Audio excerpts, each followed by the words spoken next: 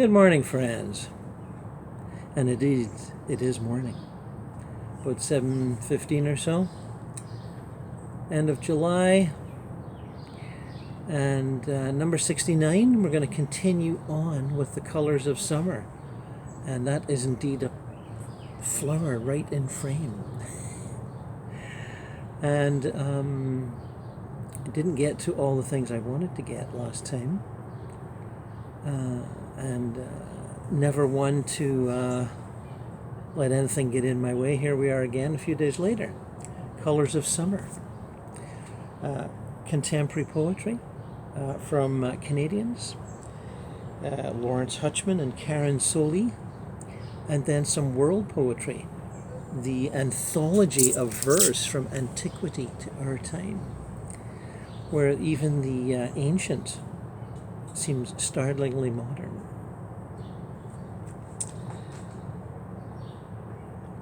And let's just launch right into it. Autumn afternoon. Look at the last flowers, the most recent violet, and that ultimate pink rose.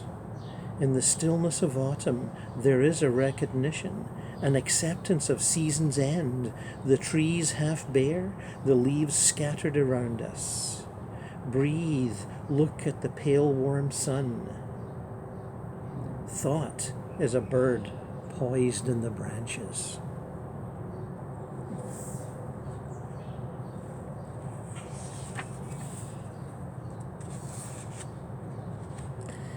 Follow the river. The land is awakening. The river is winding between the ridges. As I drive off the highway through the brown-ribbed mud and the Moses bulrushes, I see a sign. Antiques and old books. A dog uncurls from his morning nap. A man steps out into a patch of sunlight. Inside, from a glass cabinet, he takes out a book written by Colonel Baird with a map of names, speaking about the history of this land. The Black River coils on the page like a child's drawing. I feel the presence of settlers erecting the shell of this house, the horses hauling the timber through the snow. I can see the colonel turning on the coal oil lamp to write how they came to be here in New Brunswick. This book becomes a gate, open to the sounds of this place, flying over the hypnotic flow of river.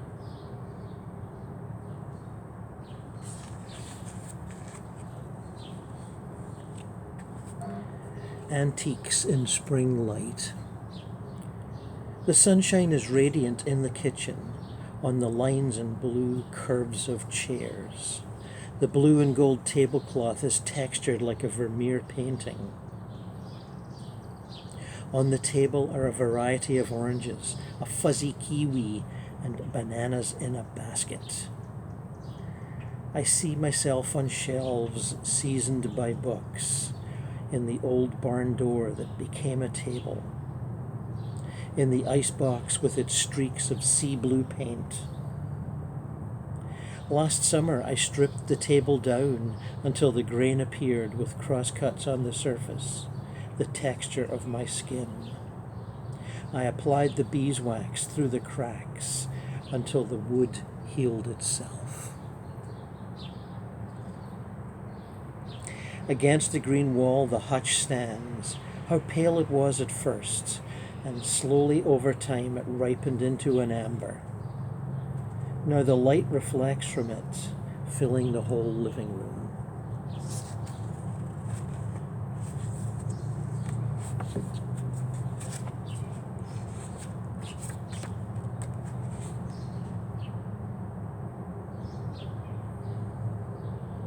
First spring walk in the mountains.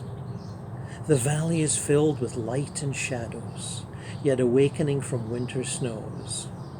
Already in May, the mosquitoes create a huzzah around me. There is nothing in this half of the world, only mountains, forests, and ravens.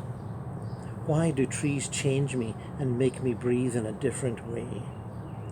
The path opens up, and the earth stones assume the various shapes of jewels. Dead trees are abandoned candelabras. Here I breathe the land, pure ozone, blossom scents, damp moss. To love the land, you have to see it. Go beyond yourself. You have to love cold, fires at night, lonely snow, and to see in spring slender forms of dandelions as a row of ballet dancers in a Degas painting. Each individual thing speaks out of itself. Take it and hold it until you hear the rocks sing. Well, Lawrence Hutchman, The House of Shifting Time. I can certainly hear the rocks sing there.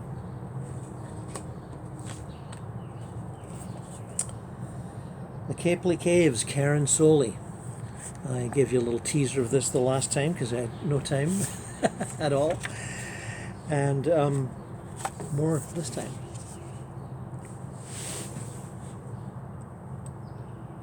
A miscalculation. Like a king from a promontory, the kestrel presides from an updraft. An array of barely perceptible movements sustaining balance and attention. And the woodmouse, the shrew, the secondary characters know whose watch they're under.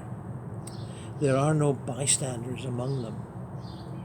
The razorbill's piety winters at sea, secular and medium-sized, black above, white below, while front-loaded with military tech, gannets send tones of the aquatic scale straight to the emotional signature clusters.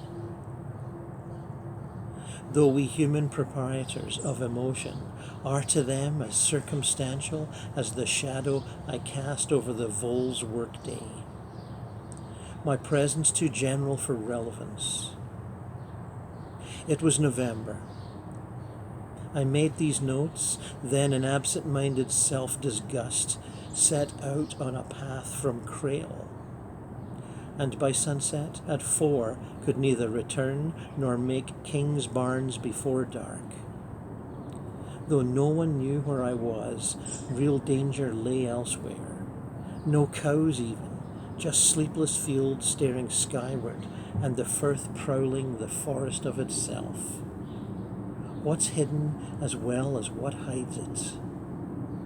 To turn back would have made sense, but I chose otherwise. A lamppost at what I assumed was the golf course, a fixed point I couldn't seem to advance on, like a misinterpretation pursued because now it is your life. Proportion vanished. A creature scratching at a stone dike was as big as the North Atlantic, and my body, not as old as when visible, became not one with mind, but indistinguishable. Consciousness feeling with the blunt toe of its boot as its footprints fill with groundwater.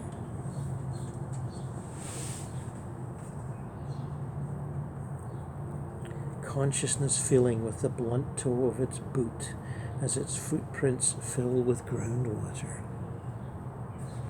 My. Nice one, Karen. The Spies. When two convene, a third is always present. This makes the world seem small and satisfies our need to be observed and understood. Polishing a cup behind the bar. In the background, weighing grain. Hovering over us a few paces behind or racing ahead, innocently buzzing like a toy, like the boy who bags your pheasants then reports you to the king. The scenery interprets us, as we are also the hyper-vigilant scenery. Sanguine in our right to own the frontiers in our photographs. Drop some payload, linger at neighbors' windows with trauma sensors all lit up, to rat each other out with the assistance of an airborne scrap, of the 21st century unconscious, besides which the old machines of delivery appear inefficient, comical, overlarge, like a quaalude, quaint as any former bond between the watcher and the watched. Laws of causality and continuity reside in the vertical din, for over such forms as my heart is wont to range, did my eyes then range.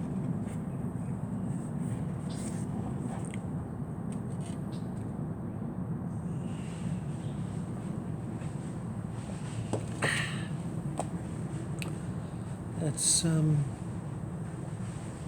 morning. The morning sounds of people gathering bags of something or other. Traffic off in the distance. Sun creeping around the house, coming to light me. Maybe after the show is over. Mercenaries know there's always room for specialists in the market. Security contractor is the term preferred by a growing industry of private actors who, at the sharp end of operations, aren't kidding themselves about the economy.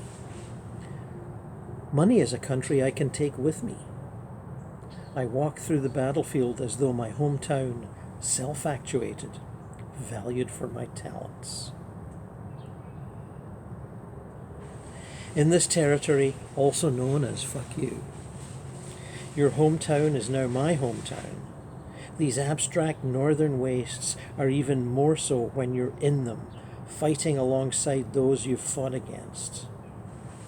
The Picts, fortunately, are unmistakable in their fondness for nudity and tattoos, in their grim, barbaric language, whose struggle to remain alive is bold and clearly futile.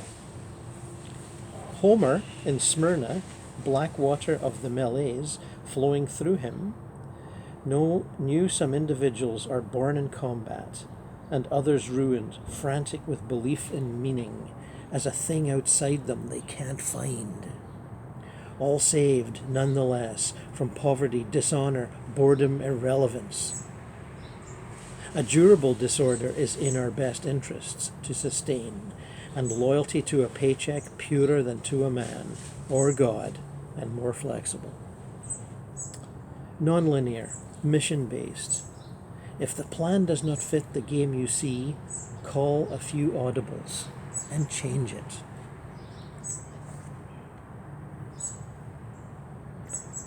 Yes, others are ruined, frantic with belief in meaning as a thing outside them they can't find. Many great lines in these, Karen.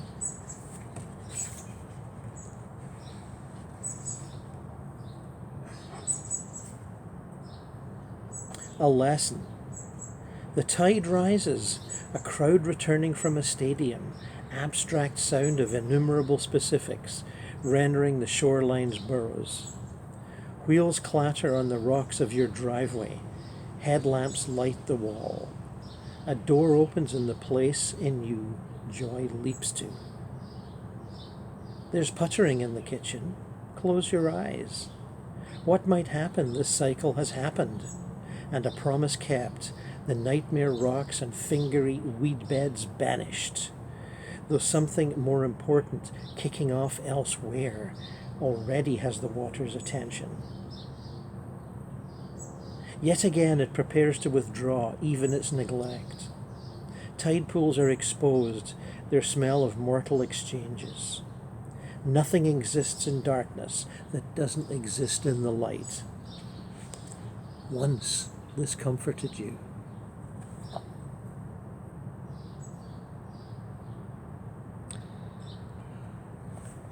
The Capely Caves, Karen Solie, from the back cover. In the 7th century, on the coast of Fife, Scotland, an Irish missionary named Ethernan withdrew to a cave in order to decide whether to establish a priory on May Island, directly opposite in the Firth of Forth, or pursue a hermit's solitude. His decision would have been informed by the realities of war, religious colonization, money, and power. and complicated by personal interest, grief, confusion, and a faith, both religious and secular, under extreme duress.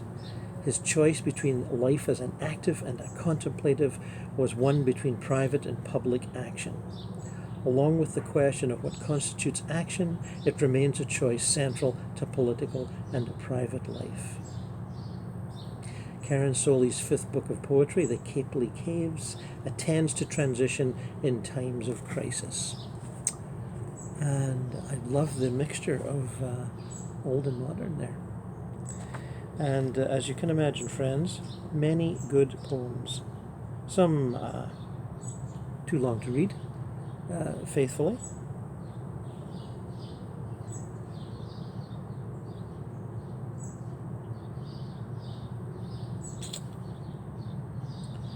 Here's one.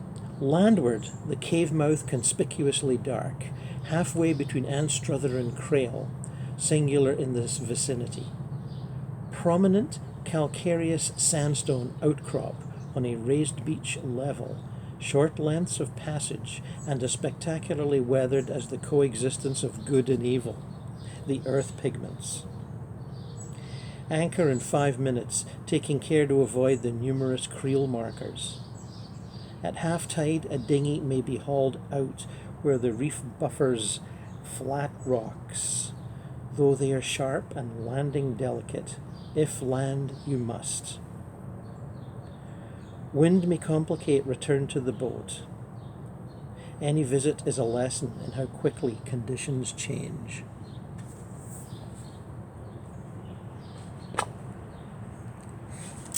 World poetry. From antiquity to modern times.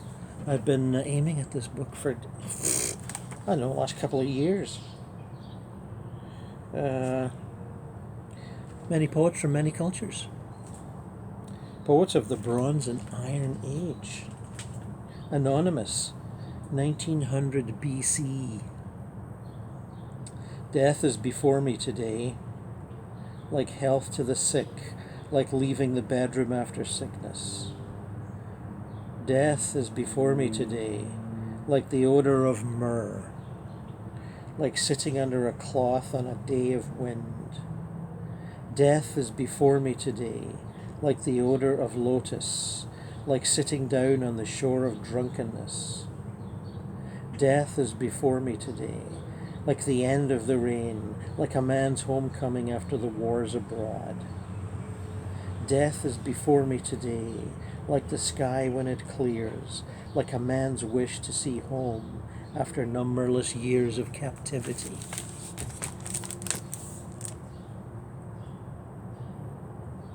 Another anonymous, 1500 BC. The marsh plants bewilder. The marsh plants bewilder. My sister's mouth is a lotus, her breasts mandragoras, her arms the limbs of a tree, her head the lovewood trap, and I am the gone goose. The cord is her hair is the lure in the net that will ensnare me. That was translated by Barbara Hughes Fowler, and the previous by W.S. Werman. Many well-known poets function as translators in this book. Many.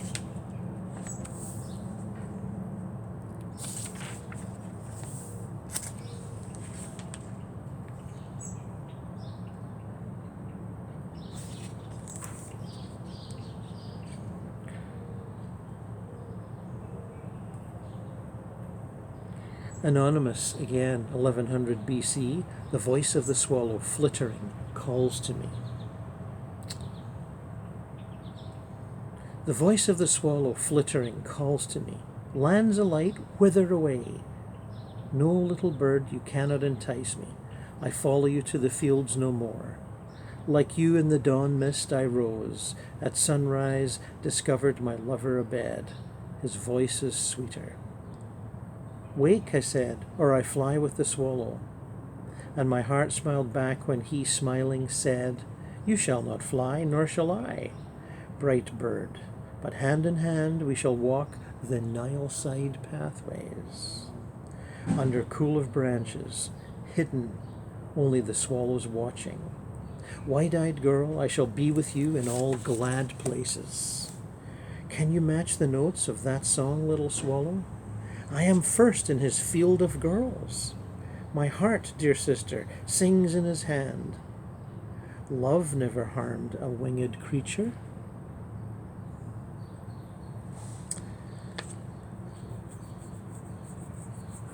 That was translated by John L. Foster.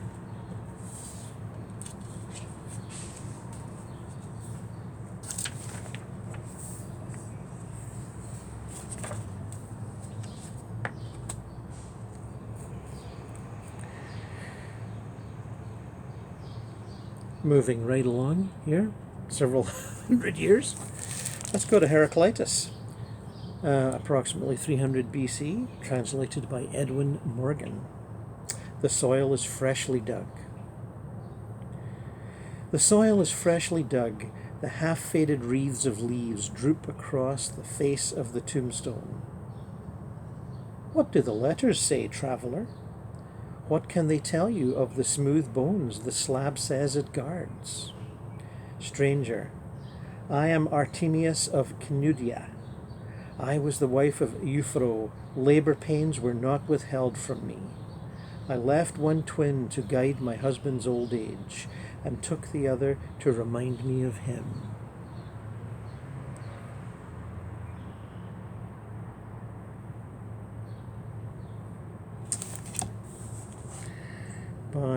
Here's Leonidas of Tarentum, 300 BC, translated by Canis Rexroth. Therus, the old man who lived by his fish traps. Therus, the old man who lived by his fish traps and nets, more at home on the sea than a gull, the terror of fishes, the net hauler, the prober of sea caves, who never sailed on many oared ships, died in spite of Arcturus. No storm shipwrecked his many decades. He died in his reed hut and went out by himself like a lamp at the end of his years. No wife or child set up this tomb, but his fisherman's union. Didn't know they had unions back then, did you?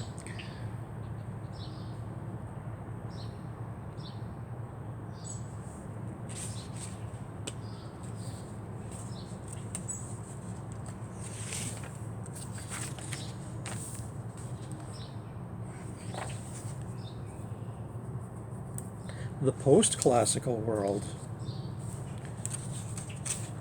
And I believe all these are from India. Let's see the chapter heading. Sanskrit? Oh, they were all written in Sanskrit, so they must be Indian. 700, India, the golden age of courtly verse. Various subheadings, Tamil, Sanskrit. These seem to be part of the Sanskrit group.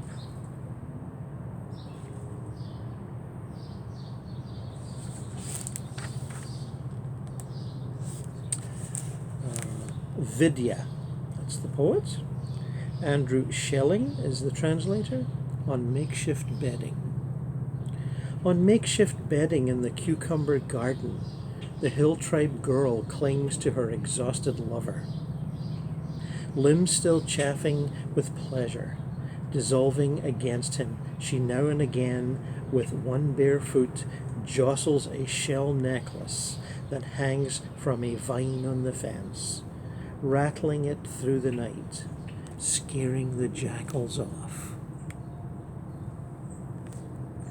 My goodness, that's vivid. And quite honestly, it could have been written any time in the last 10 years or 10 weeks.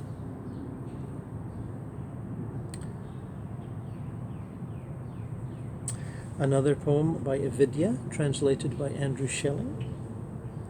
Fate is a cruel and proficient potter. Fate is a cruel and proficient potter, my friend. Forcibly spinning the wheel of anxiety, he lifts misfortune like a cutting tool. Now, having kneaded my heart like a lump of clay, he lays it on his wheel and gives a spin. What he intends to produce, I cannot tell. And what of those arbours of vines? And what of those arbours of vines that grow where the river drops away from Kalinda Mountain? They conspire in the love games of herding girls, and watched over the veiled affairs of Radha. Now that the days are gone, when I cut their tendrils and laid them down for couches of love, I wonder if they've grown brittle and if their splendid blue flowers have dried up. Again, translated by Andrew Shelley.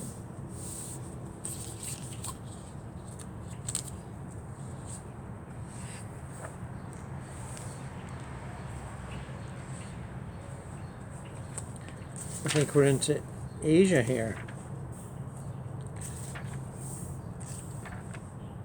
Yes, China. Three Kingdoms period through the Tang Dynasty. Korea. Early poetry in the Chinese style.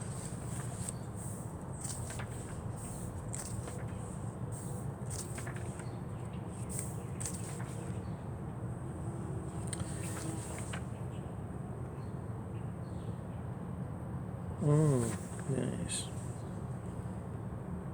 Anonymous, 550 AD. Our little sister is worried. Our little sister is worried. How long should she wait to get married? She has often seen the wind blow peach petals from the trees. She has never seen it blow them back on the branches. Kenneth Rexroth.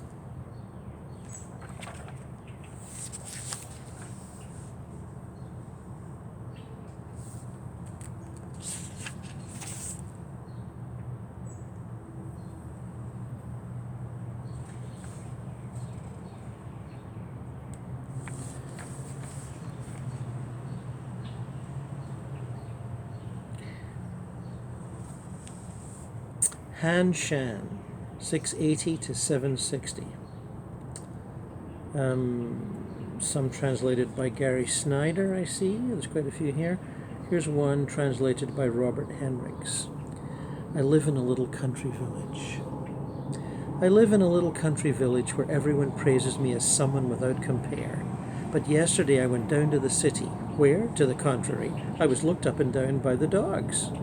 Some complained that my trousers were too tight, others said that my shirt was a little too long. If someone could draw off the eyes of the hawk, little sparrows could dance with dignity and grace.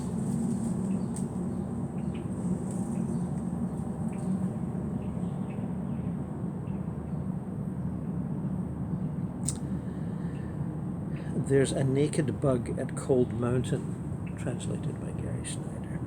There's a naked bug at Cold Mountain with a white body and a black head. His hand holds two book scrolls, one the way and one its power. His shack's got no pots or oven. He goes for a walk with his shirt and pants askew, but he always carries the sword of wisdom. He means to cut down senseless craving. I see. Senseless craving. We see a lot of that these days, don't we?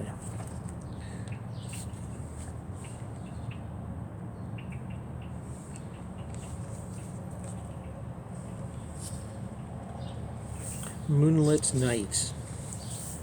This seems to be by Du Fu, 712, 770. Translated by Vikram Seth. In Fuzhou, far away, my wife is watching the moon alone tonight, and my thoughts fill with sadness for my children, who can't think of me here in Chang'an. They're too young still. Her cloud-soft hair is moist with fragrant mist. In the clear light, her white arms sense the chill. When will we feel the moonlight dry our tears, leaning together on our windowsill? Lovely. Traveling at Night, translated by Gray Wincup. Slender grasses, a breeze on the riverbank, the tall mast of my boat alone in the night. Stars hang all across a vast plain. The moon leaps in the great river's flow. My writing has not made a name for me. And now, due to age and illness, I must quit my official post. Floating on the wind, what do I resemble? A solitary gull between heavens and the earth.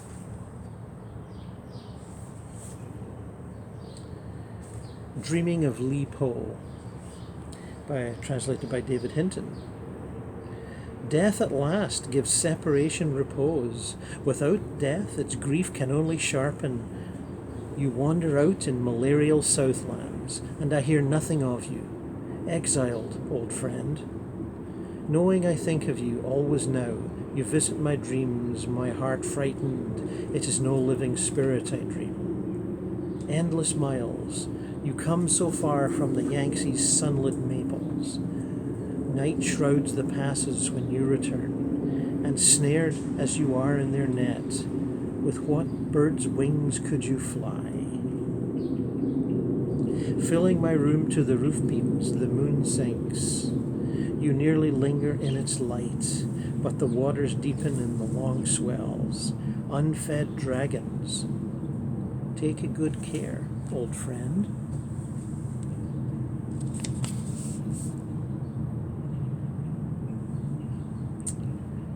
Hisue Tao, 768-831, translated by Jean Larson. Gazing at spring. Flowers bloom, no one to enjoy them with. Flowers fall, no one with whom to grieve. I wonder when love's longings stir us most, when flowers bloom or when flowers fall.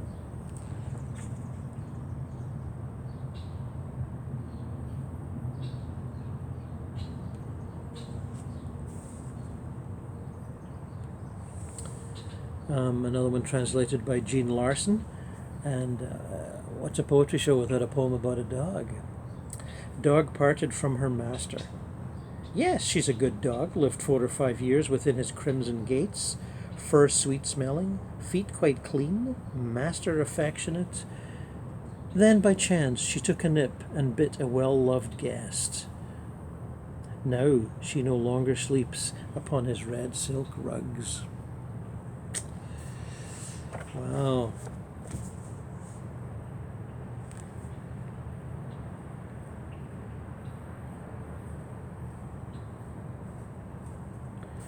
Now we're into names that are even harder to pronounce than the ones I had before. Arabia, from pre-Islamic verse through the 11th century. Abu Dayab al-Hudhali died in 649. Lament for 5 sons lost in a plague. Translated by Omar S. Pound. Run down by fate's spite, my body hangs, a mantle on a broom. My wealth enough to ease all pain. I turn at night from back to belly, side after side after side. Who'd put pebbles on my couch when my sons died? I tried but could not shield them well enough from fate, whose talon grip turns amulet to toy. Thorns tear out my eyes. I lie, a flagstone at the feet of time. All men wear me down. But even those my pain delights, envy that I cannot cringe at fortune's spite. Ooh, that's rough. Ibn Sara died 1123. A poem shaped like an eggplant. Translated by Christopher Middleton and Letitia Garza Falson. Eggplant. Spheroid fruit, pleasing to taste, fattened by water, gushing in all the gardens, glossy cupped in its petiole. Ah, heart of a lamb in a vulture's claws.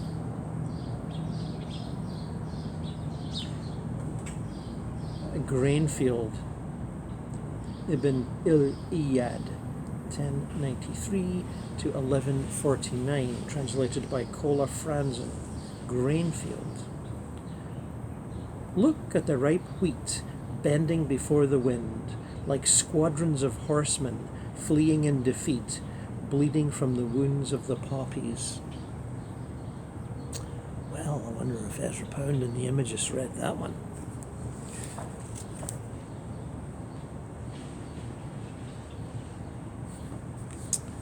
Let's whiz right on up to the 17th century here. And it looks like Portugal. Poetry in the Romance languages. Sorry. Looks like we're doing Spanish here. There's miles of good poetry here. I mean, absolute miles. The tooth puller who wanted to turn a mouth into a grinding machine. This is one of several poems by Francisco Gómez de Quevedo y Villegas, 1580 to 1645.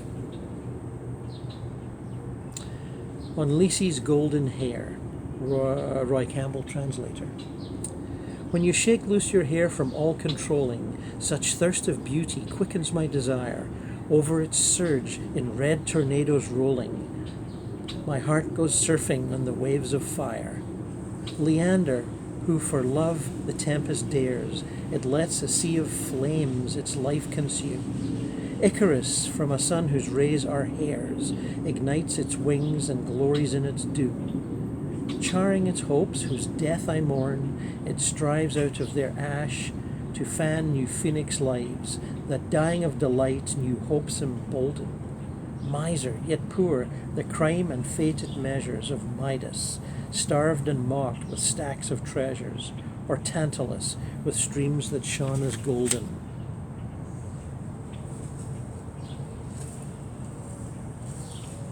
The tooth puller who wanted to turn a mouth into a grinding machine. Well, let's get back to that. Translated by Willis Barnstone. O you who eat with someone else's teeth, chewing with molars, mumbling groans to us, your gluttonous dragon fingers bite beneath the gums, and pinch and nibble flesh and pus. You who dissuade us from indulgent forms of eating, dive into a soup like stones down wells.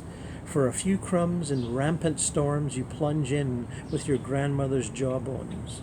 Because of you, a peeling blames a mouth. A hazelnut explodes in brave defeat, its shell still boasting its fortress bed. Relieving hurt by pulling out a tooth is getting rid of pain from head to foot, and feels the same as pulling off your head.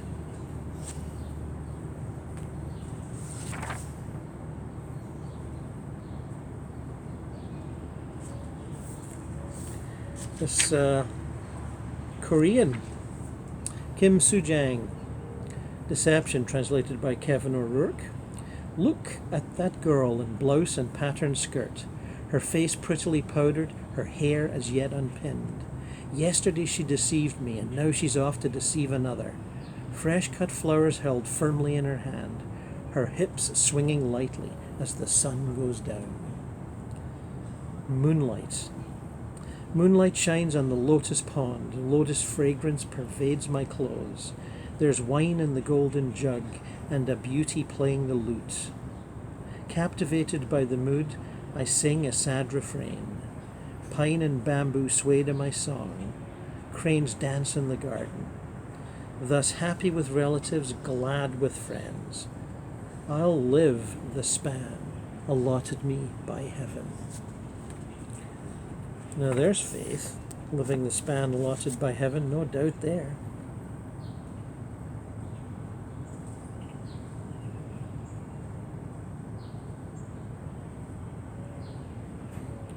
Marceline Desbordes Valmore, 1786 to 1859.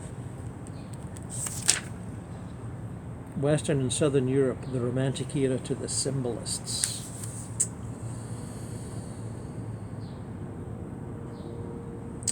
High up here I live, right against the sky. Pale and meditative, the moon comes here and I. Let folks ring below, what do I care today? It is no one that I know. one being gone away. Unseen by others here, I stitch each silken flower, with inward tear on tear, yet passionless. My tower gives me the cloudless sky. From here I see blue, the blue, star on star espy. I see the tempest too. Opposite my own a chair stands through the hours. His it was, that one instant it was ours. There it stands, the chair, a ribbon signing it, as in my calm despair. My case placed opposite. Translated by Edmund Blunden. A memory. When he grew pale and his voice trembled, and suddenly he could no longer speak, when his eyes, burning beneath the lid, gave me a wound I thought he felt alike, when all his charms, lighted by a fire that has never failed, were printed in the depths of my desire. He did not love. I did. Well, friends, Colors of Summer. Maybe we'll do another one. Why not? See ya.